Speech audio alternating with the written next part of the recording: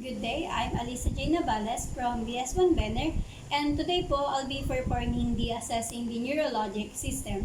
So first po is the assemble all the equipment and supply the need for the needed po for me to be able to perform the assessment. So the materials needed is the tongue depressor, the safety pin, the key, the toothpick, the coin, the tape measure, the pen light, the tuning fork, and reflex hammer, the picture with name on it, the alcohol, the gloves, the rough materials, the water, the cold water, the hot water, and the cotton balls, and the salt, coffee, garlic, calamansi, and also the sugar, and the paper, and also the Snellen chart that is hanging on the wall, and also the for the alternative of the pencil, we will use um, the ball pen. Next po is to check all the materials if it's working. So, the tape measure is properly working. The tuning fork is vibrating. The alcohol can spray, and the pen light is working properly. Next is with that is to introduce yourself to the client, verify the client's information, and explain to your client what are you going to do, why it is necessary, and how she or he can participate to the assessment. So, good day ma'am. I'm Alisa J. Navales po, a student nurse sa Pamantasan ng Lungsod ng Pasig. May I know your name po? I am Mary Rose Ebonia. Ikaw po, Mary Rose. Ebonia, 18 years old. Ilang taon na po? 19 years old. May 26, 2005. May 26, 2005. So, ma'am, can I check your ID band po to check the information from the chart? You are Mary Rose Ibonia, 19 years old, May 26, 2005.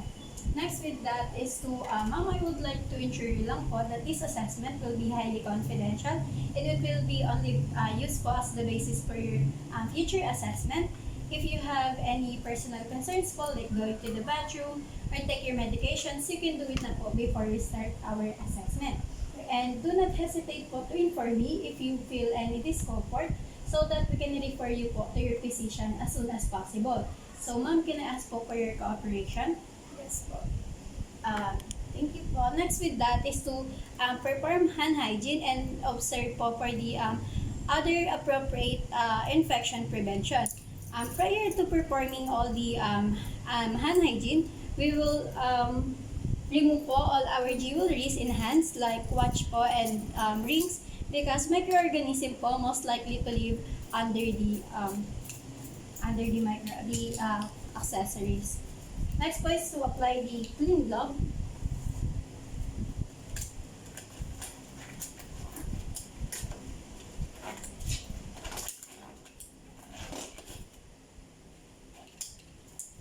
Applying clean glove po is necessary, and also performing hand hygiene to reduce po the risk of transmission of the microorganism, and also po to protect po the nurses and the patients po from the bodily fluid interaction that might be encountered.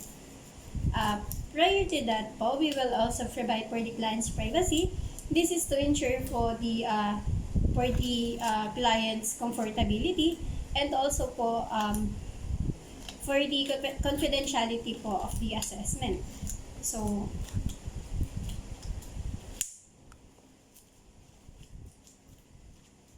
by closing all the doors po and shutting all the windows.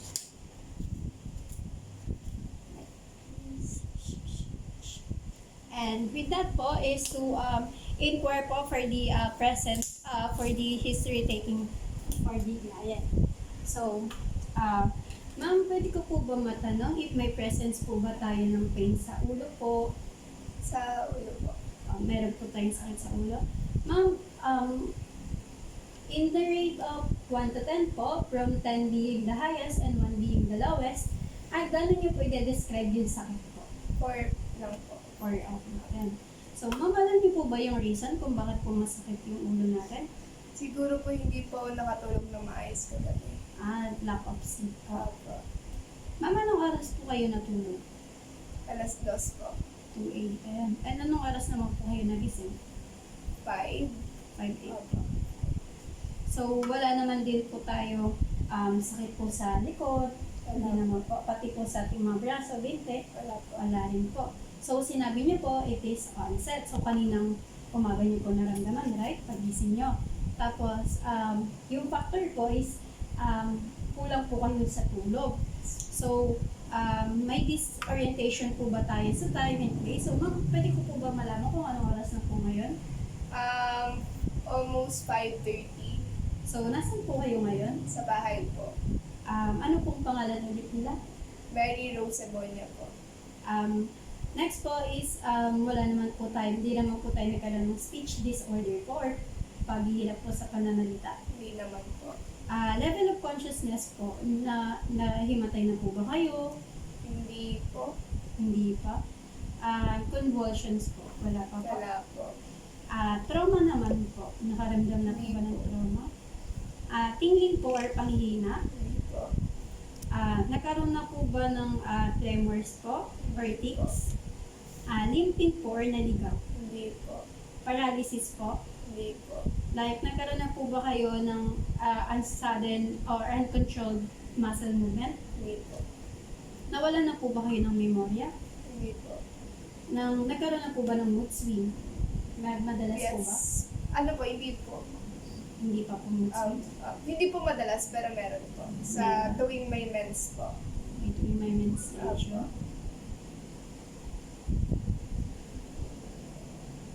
So, may problema po ba tayo sa sa pag-amoy po natin?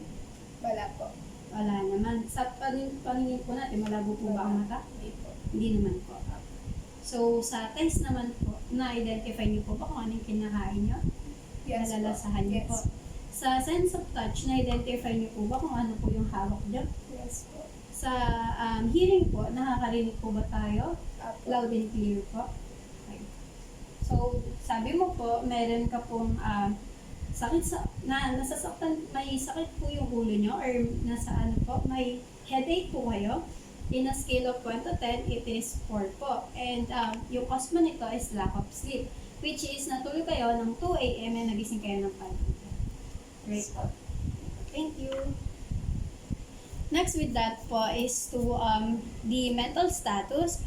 This assessment po, we already perform it na po on the general status, which is we assess po for the level of consciousness of the client, for the conscious, disoriented, or the confused lethargy, summer po or coma, or the GCS scale.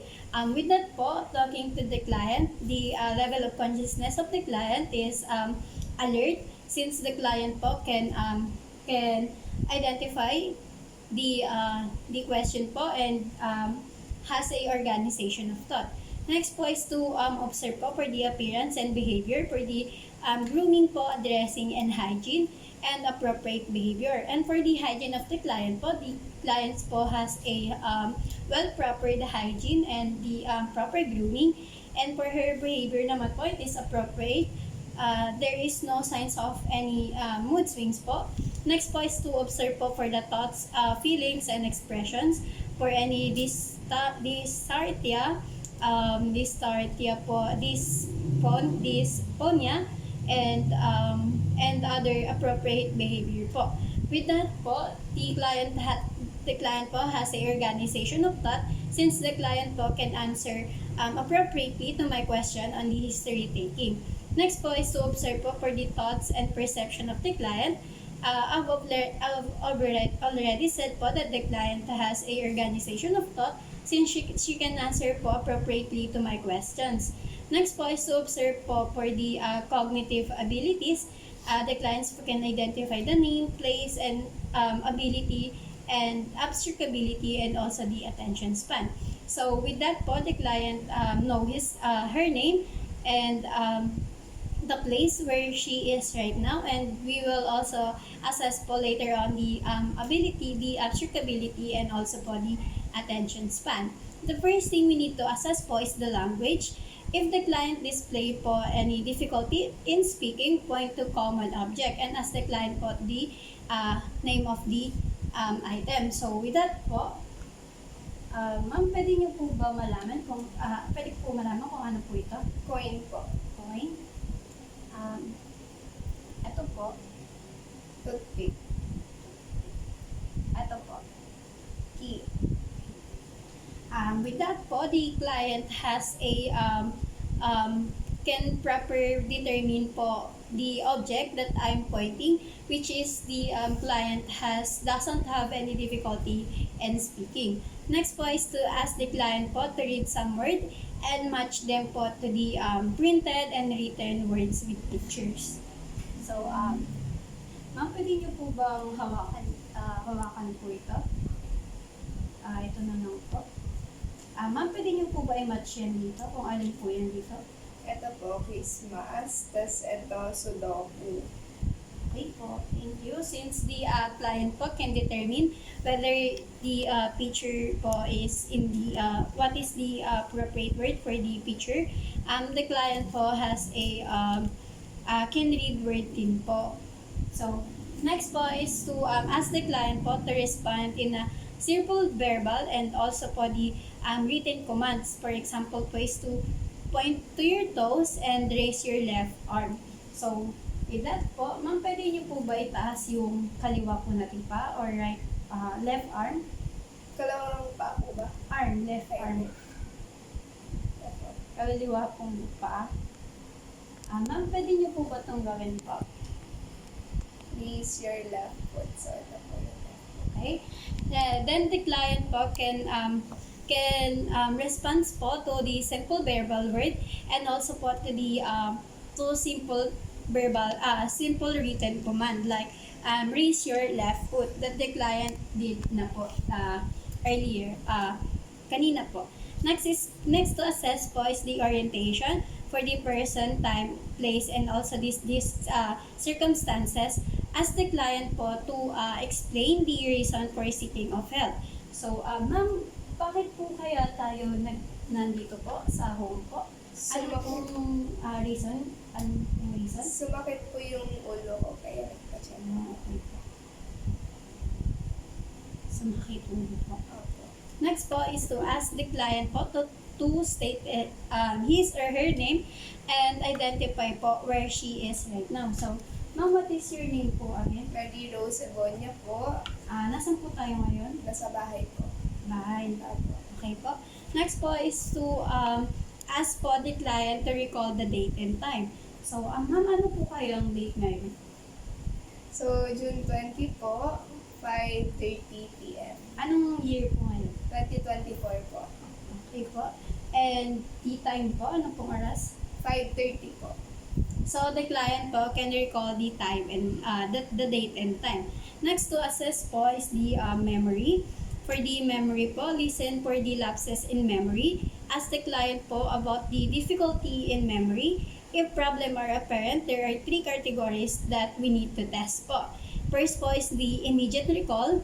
Ask the client po to repeat a series of 3 digits like 743 while we speak po slowly.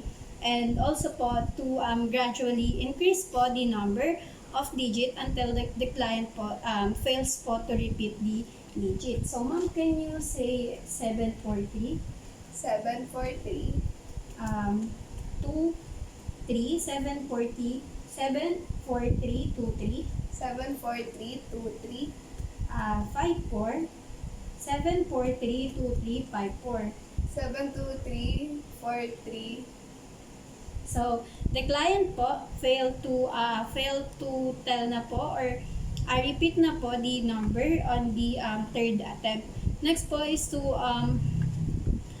start again po with the series of digit, but this time po, the client naman po will repeat the number or the digit backward. So, ma'am, may sasabihin po akong word katulad po ng 1, 2, 3. Sasabihin niyo po siya ng 3, 2, 1, pabaliktad po. So, first po is 7, 4, 3. 3, 4, 7. Next po is 2, 3. 7, 4, 3, 2, 3. 3, 2, 3, 5, 7. So, the clients po fail to repeat na po the digit on the second attempt. Next po is the recent memory, the third and last category po. And then ask the client po to recall the recent event of the day, such as how the client got po to the clinic or in this home. And then ask the client po to recall the information given po in the early in the interview. So, ma'am, pwede ko po ba malaman paano po tayo namapunta dito? Sumakay po ako ng isang jeep, Isang jeep, tas isang tricycle. isang tricycle. So, ma'am, pwede ko po ba malaman po kung ano pong pangalan ko? Nurse Alisa Navalas po.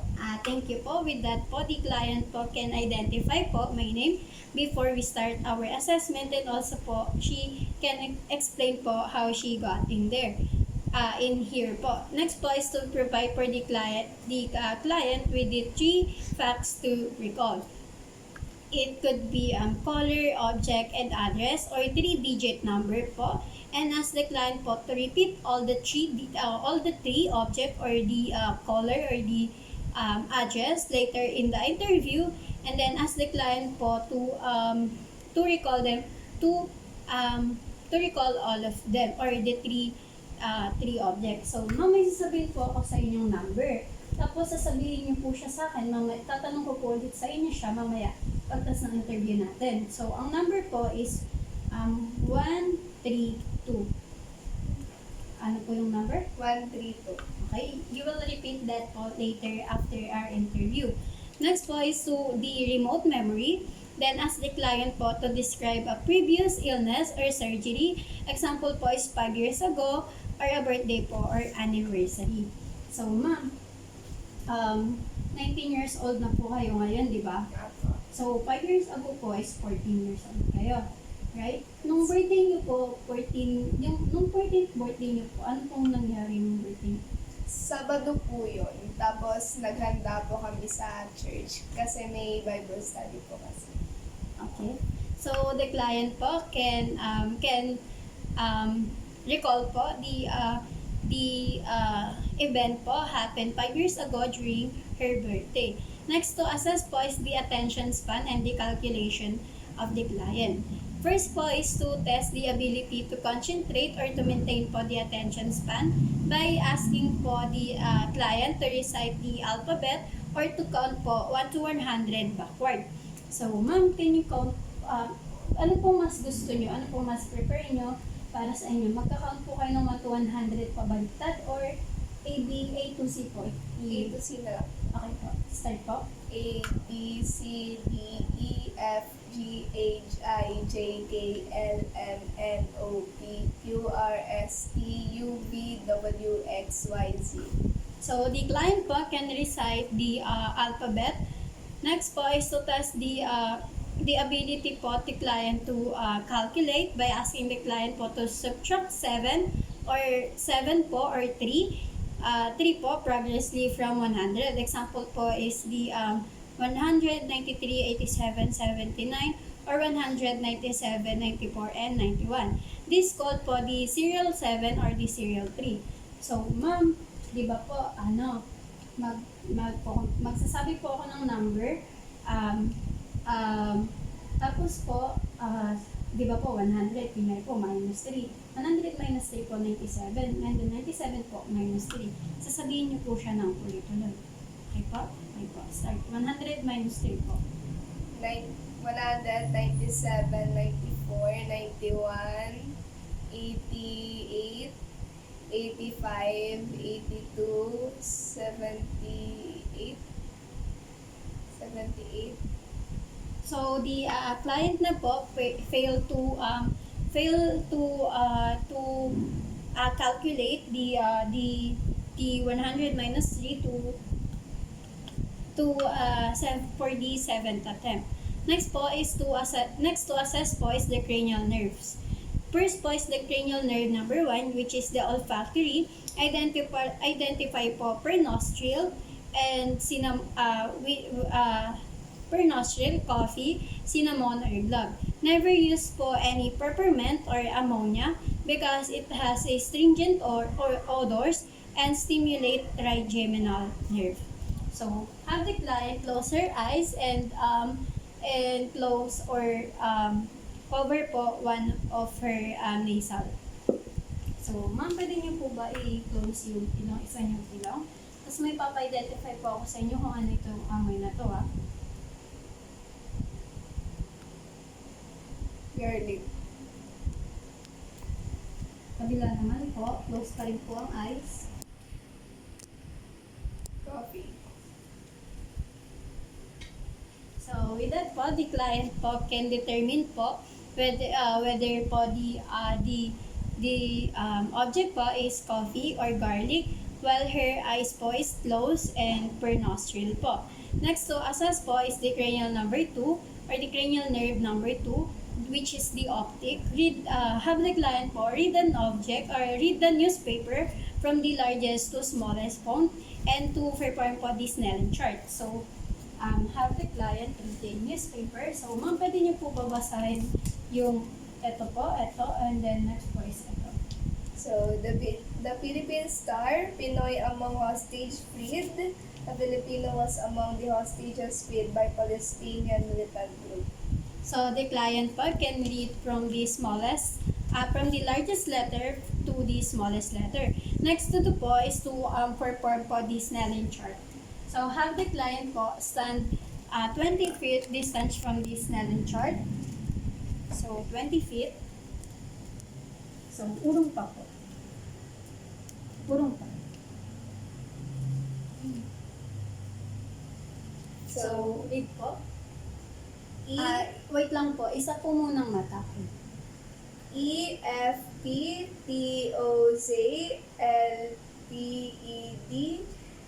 PECED.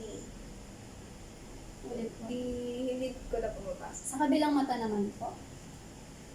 EFPTOZLPED PECED.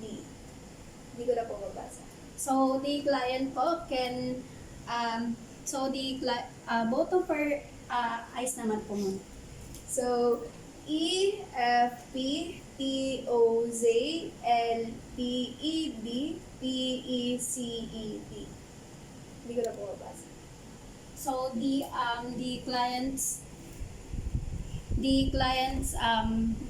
client's visual po is, the client po is myopia or nearsighted, and the client's visual po is 20/15 because her left eye po has a one wrong letter, which is 20/15 minus 1, and her right eye po has a 3 wrongs, which is 20/15 minus 3. And then both of her eyes po, both of her eyes is 20/15. Next to assess po is the cranial nerve number 3, which is the oculomotor. This is to test po the elevation of the eyelids and pupillary constriction. So, have an object and have the client move po the object upward, downward, and for the pupillary constriction. So, from the lower to the client's eye level. Makikita po. Okay po. So, may isa po tayong gagawin. For the constriction po, first po, have the client po move po the object toward the client's eye, and then have the client po move her eye po looking to the wall. So, look po kayo dito, ma'am. So, mamaya po, sabihin ko po, look po kayo sa likod. Okay po? So, likod naman po, papunta naman, tingin naman po kayo sa wall. Ulit po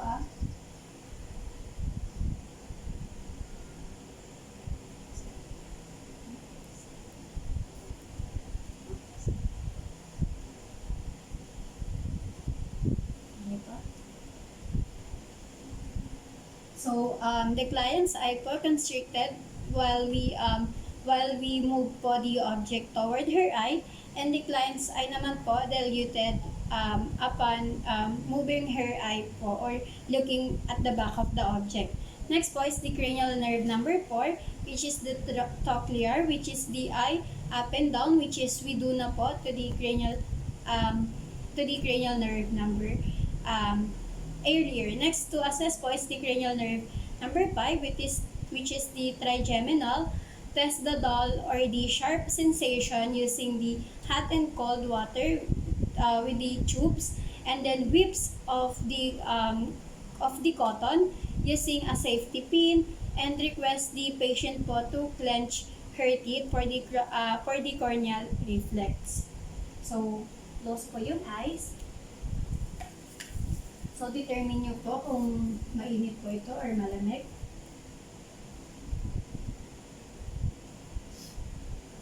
Hot po. Cold. Next to assess po is we will whips po the cotton balls. Meron po. Yeah, tell me po if it's dull. If meron po. Meron po. Meron po. Next to do po is the to have the client po clench her teeth. So, ma'am, pwede niyo po ba i-clench her teeth niyo? Okay po, thank you po. Next to assess po is the cranial nerve number 6 for the abducens. This is to test po the eye movement and the pupillary response po to the light. To test po whether the eyes po is perla, which is the pupillary po is equally round and equally round po and the accommodate.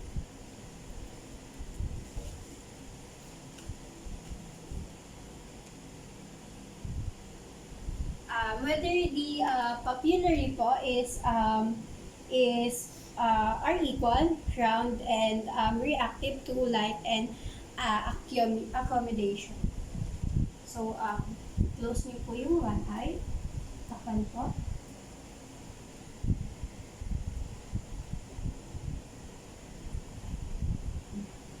So, ano na?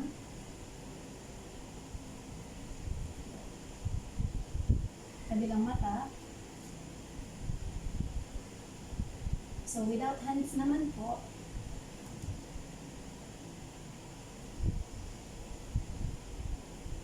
So, the client's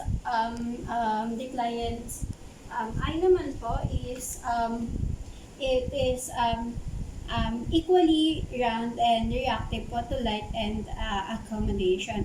Next po is the cranial nerve number 7, which is the facial expression, or the observe po for the facial expression, and the assess po for the taste of sugar, salt, and lemon. But we will use po calamansi as the alternative lemon juice. So, tell me po ma'am kung ano po itong nakikita. Ilan po? Ano po?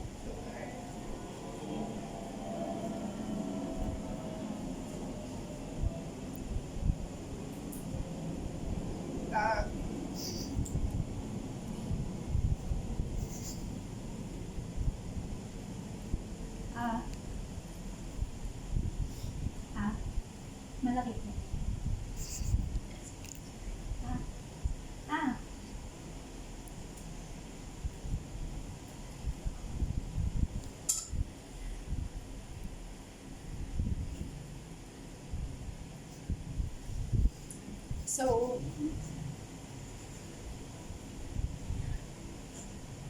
So for the cranial nerve number 7, the client's facial expression naman po act appropriately to the taste of sugar, salt, and also po the lemon or the calamansi. Next po is the cranial nerve number 8 or the acoustic. We will assess po for the hearing using the Rhine and Weaver test.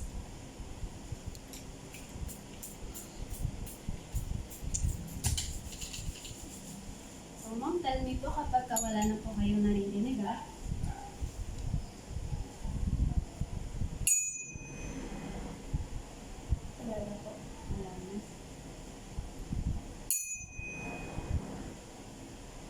Wala na po.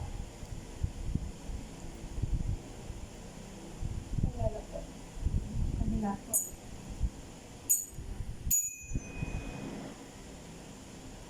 Wala na po. Wala na po. So, upon testing po the client's line test and also for the Weaver test, it showed that it is normal since sige. For the cranial nerve number 8 po, for the acoustic, it shows po that upon testing po the line test and also the Weaver test, it shows po that the clients po, it is in the normal, which is the clients po can hear longer po to the air conduction compared po to the bone conduction. Next po is the cranial nerve number 9, which is the swallowing or glossopharyngeal to test po the gag response. So, using the tongue depressor, depress the tongue depressor po against the client's tongue, and we will use po the pen light for the proper visualization, and we will also po test po for the cranial nerve number 10, which is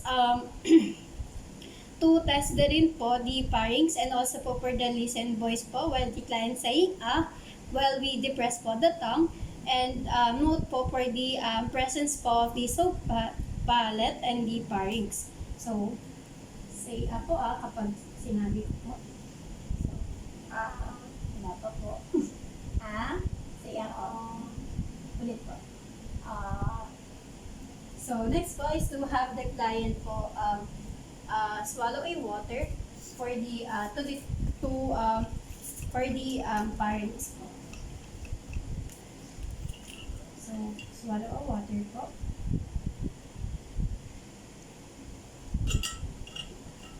So, for this po, the client's soap palate po arise where the client saying and the pharynx po arise while the client's po swallowing a water. Next to assess po is the cranial nerve number 11, which is the spinal cord. Request the patient po to shrug the shoulder po against the resistance of your hands. This determines po the resistance po or the functions po of the neck muscle of the client, which is the sternocleidomastoid muscle and also po the trapezius muscle. So, ma'am, labanan niyo po yung lakas ng kamay ko. Una po muna sa face. So, una po, against po. Kabila po. So, shoulder naman po. So, this determine po the strength po of the client's neck muscle. Next po is the cranial nerve number 11, which is hypoglossal. Note po the tongue as the client po to stick out her tongue while saying po the D, L, N, T. So, labas niyo po yung dila. Say D po. D. Labas lang po. L, L, N, N, and T. T. Okay? The client po can pronounce or can say po the letter D, L, and T while her tongue po is stick out. Next to assess po is the reflex. Test the reflex po using the percussion hammer or the reflex hammer, comparing one side po to the other side of the body with the evaluating po the symmetry response.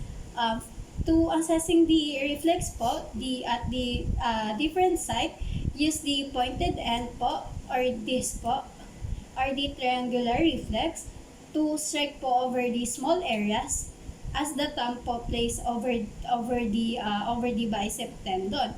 And then use the flat surface naman po or the end of the hammer to strike po over the larger areas such as Achilles tendon. Hold the hammer po loosely like this between the thumb po and the fingers, and then and fingers, so it can swing po in an arc. So swing the reflex hammer po using only a rot motion and not the arm or elbow, then tap the tendon quickly. So first to assess po is the bicep reflex. A blow on the examiner's thumb of placed over the bicep reflex.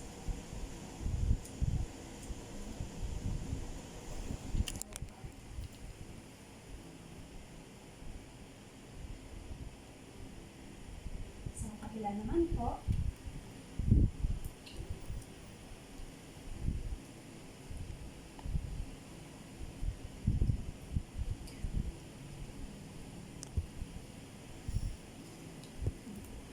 So with that po, the client's um, right arm po is +2, which is normal, and it is symmetry po on the left arm, which is also normal and +2. Next to assess po is the tricep reflex, which is we strike po on the tendon just above the olecranon. So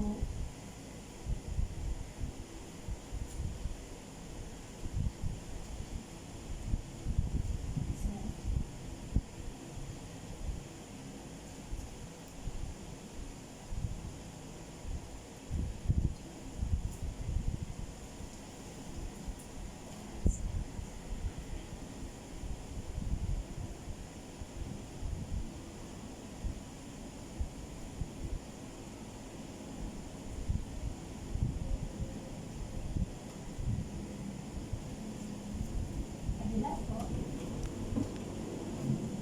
Pwede po kayo mag-side dito.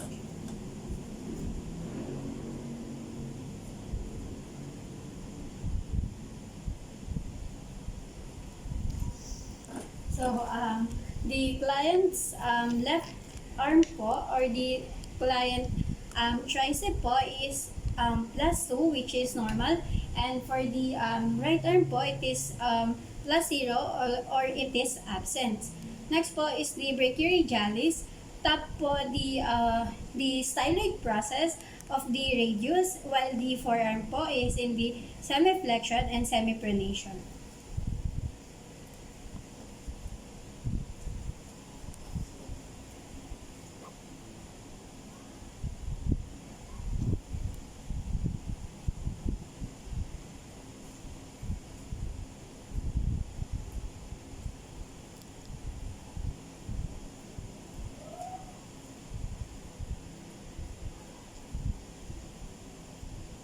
So, with that po, the client's brachioradialis po is more prominent on the client's right arm than the left arm. It is +2 po, and the other one is +0 or absent. Next to assess po is the patellar reflex, top po the patellar tendon. So, have the client po stand. Assess po the patellar. So,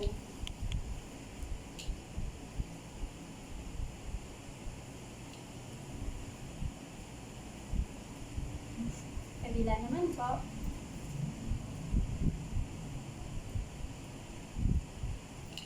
So the client's Achilles tendon, the client's patellar reflex po is symmetry and has a equal +2 or normal reflex. Next po is to Achilles reflex, top po the Achilles reflex. So have the client stand and then up this.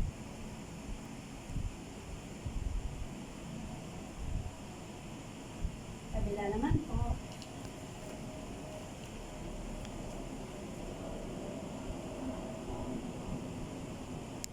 So with that po, the client's left foot po is +2, and the client's po is +3, which is hyperactive po. It is stronger po than the other one.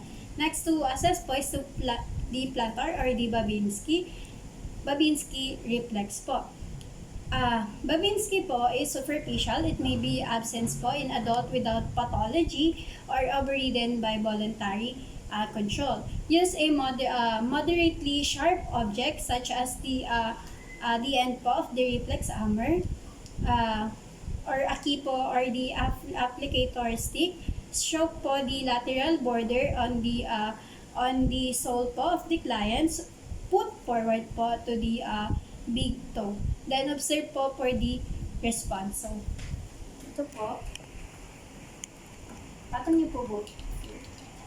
And then, stroke po the J backward po.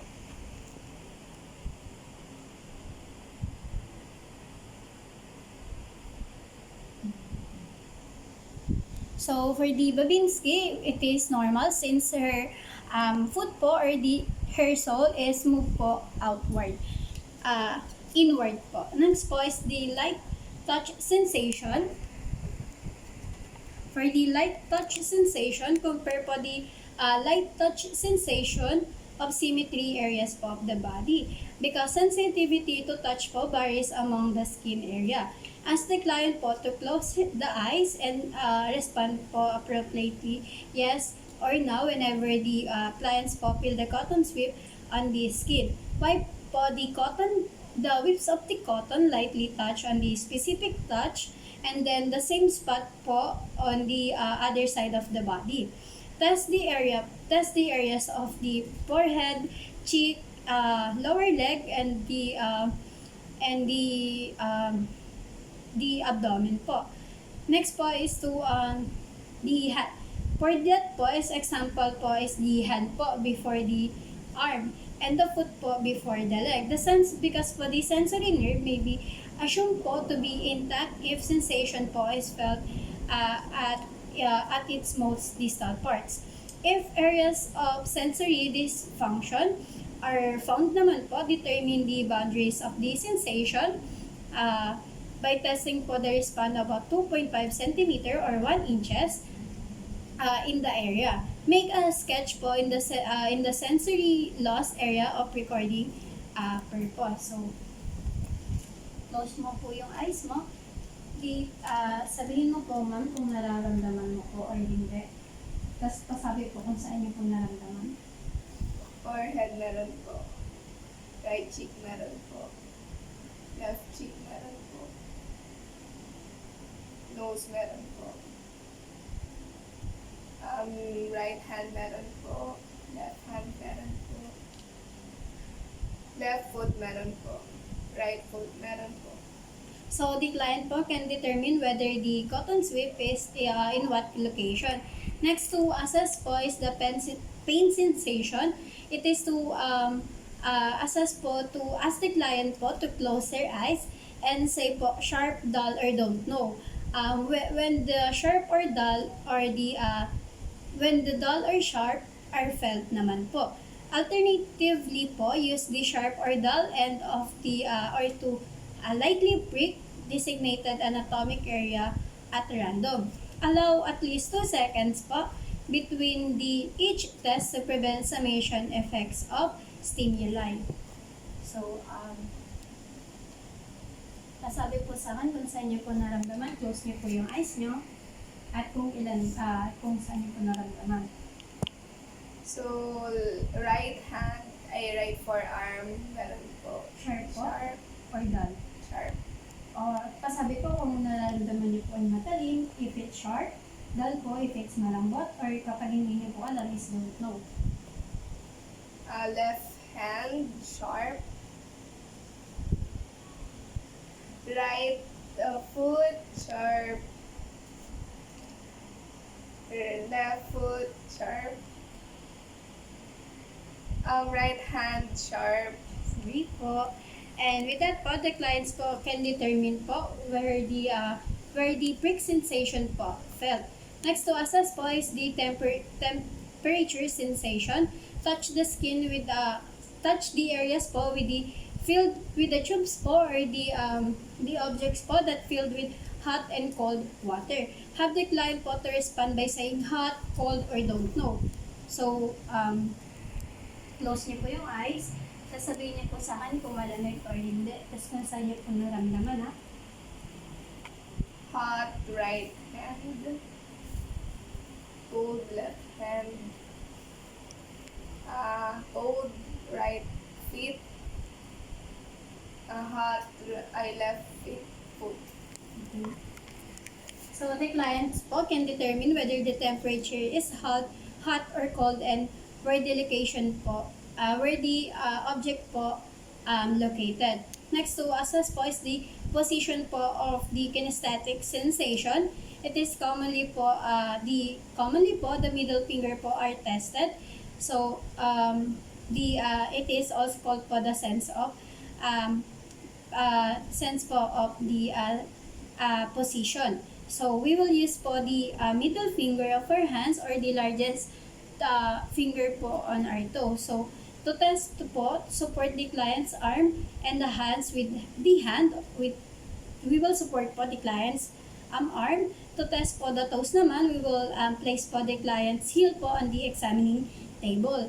So ask the client po to close the eyes and then grabs po the middle finger or the big toe firmly po between the thumb and index finger, and then exert po the same pressure on the both side of the finger or toe while moving it. So move po the finger or the toe until it is up, down, or straight up. And then ask the client po to identify its position. So next po is to use as a series of brisk, gentle up-down movements before bringing up the finger po to its before bringing the finger po or the toe suddenly the rest in the its position po. So first po is the arm, we will support it po. So close niyo po yung eyes, tapos determine niyo po kung straight. Ito po yung straight, naka-up po or naka-down. Determine niyo po Up, straight, down, down, straight, up, straight, down, Kabila naman po. up, straight, down, up, And for the toes, no, patong po natin. Tapos close niyo po yung eyes. down, straight, up, straight, down, up, straight, down, straight, up. So, the clients po can determine po whether the middle finger or the big toe po, whether it is straight up and down. Next to assess po is the tactile discrimination. Instruct po the clients to still or maintain po the client close po all the time. And then we will perform po the 1 and 2 point stimulation.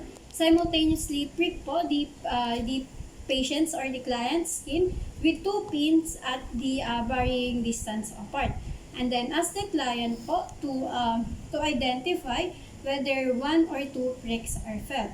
So, close niyo po yung eyes. Sabihin niyo po sa akin kung ilang prick po or ilang tusok po yung nararamdaman niyo. Dalawa po. Isa po. Dalawa po. Isa. Dalawa. Isa.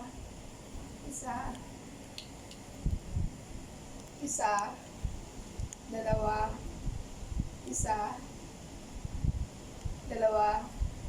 Isa. So, for the pain sensation, it is all felt po. The client can determine po whether the prick po is 1 and 2. But upon checking po the pain sensation po on the right arm, at the right foot, the client say po it is 1 prick, but we use po 2 pricks. Next to assess po is the stereognosis. Instruct po the clients to maintain po the eyes closed, and then place the 3 small objects, whether it is make sure po that it is familiar object for the client, and then it can be it can be coins, keys, or paper clips, and then ask the client po to name it po, and then one at a time lang po. Close niyo po yung eyes niyo, ma'am. Tapos may lalagay po ako sa kamay niya. Sabihin niyo po sa akin kung ano po yun, ha? Coin.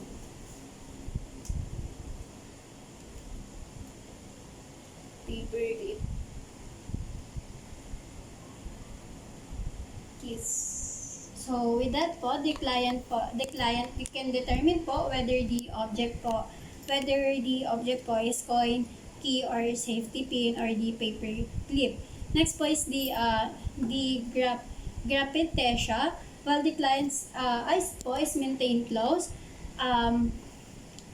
tactile different po to the separate letter and numbers po on the client's palm, and then with the blunt end of the pen. Next po is to ask the client po to determine what the letter is that. So, we will use po a ball pen as an alternative to pencil. So, ma'am, sabihin niyo po sa akin kung anong letter nararamdaman niyo. J, N, Ulit po. T, Ulit. H. What? Can you please do it again? Okay po. A, L, Y, S, A. So, the client po determined po all the letters. But to the second attempt po, the client po has difficulty identifying po the letters. The letter po. Next to assess po is the extinction phenomenon. While the client's eyes po is maintained closed, simultaneously prick po the patient on the same or both side of the body, and then ask the client po to say whether the prick po is 1 or 2. Then next po,